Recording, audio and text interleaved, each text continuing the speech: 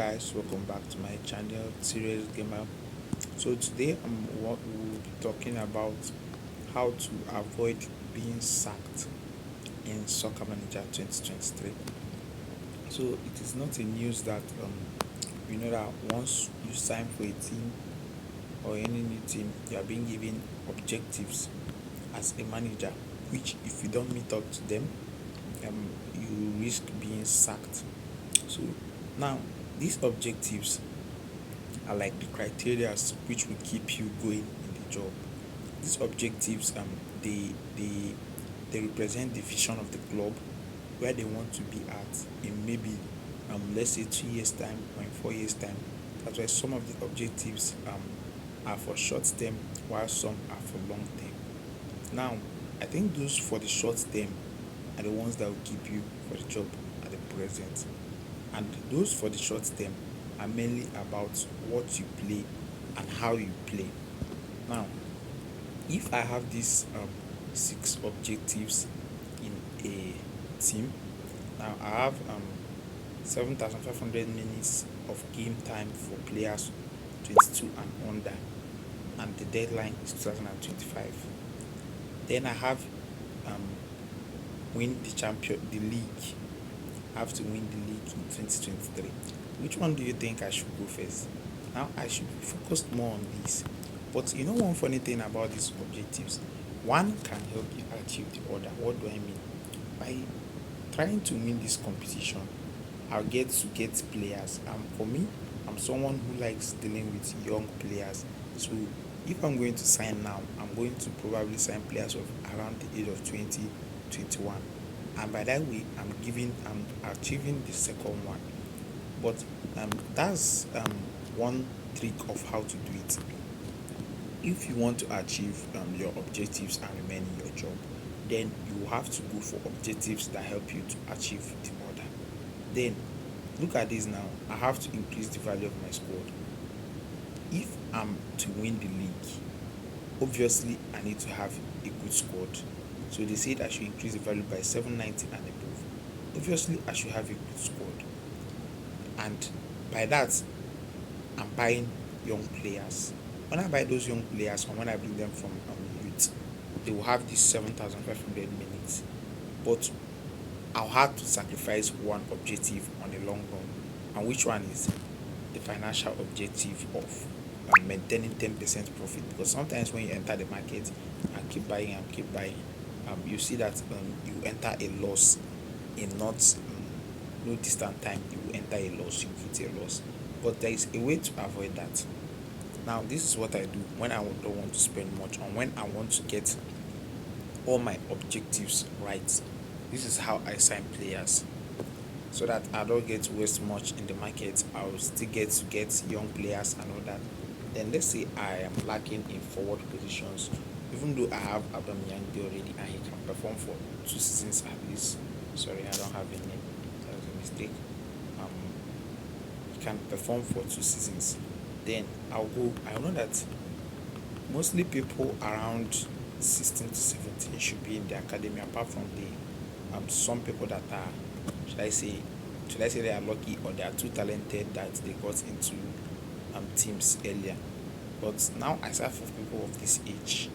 Okay, these ones are taking. I'll change the criteria. Sorry, their transfer status.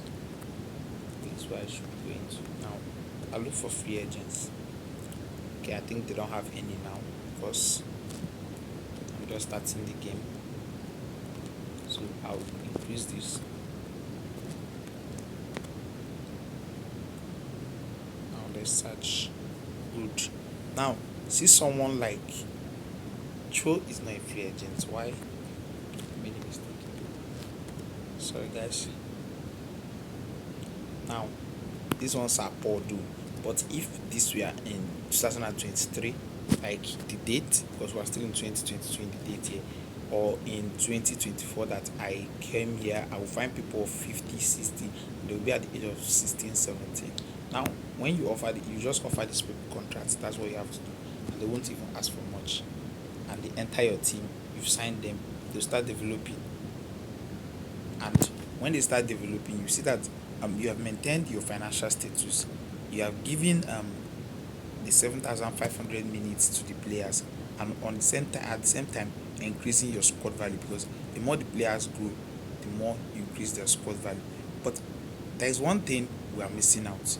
Before you be able to grow those players that way, you must have been able to build your facilities, and that's why I advise that once you enter a team, you first look at your facilities.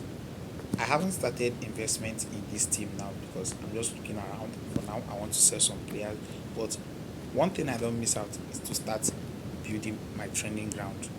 After training ground, I'll go into my youth academy. That can save a lot of money. Then after youth academy, I look into the club zone as well, so that I can make a lot of profit. A lot of profit comes from the club zone. I think I should just start that immediately. So um, you see that all the facilities, all the aspects of this game are connected to each other. So the need for us to achieve these objectives now has led us to improving our facilities, and also um, searching for young players, and from there we are getting to solve other objectives too. And you know that these objectives are what you need to keep for you to remain in the job. But there is one trick around these objectives. Even if you should fail the whole other objectives and you are winning matches, then you won't get a sack. That's one trick around it. So let's say that you are someone now that okay, you want to keep the job, but you find it stressful for you to be doing all this just to achieve all the objectives. Now you can just stick to the first one. Find a way to win the league and you'll be okay. Or at least take a second position. Fans will always have their confidence in you if you are winning um, the game. Yes, the board confidence might reduce because there are the people seeing other aspects of the game.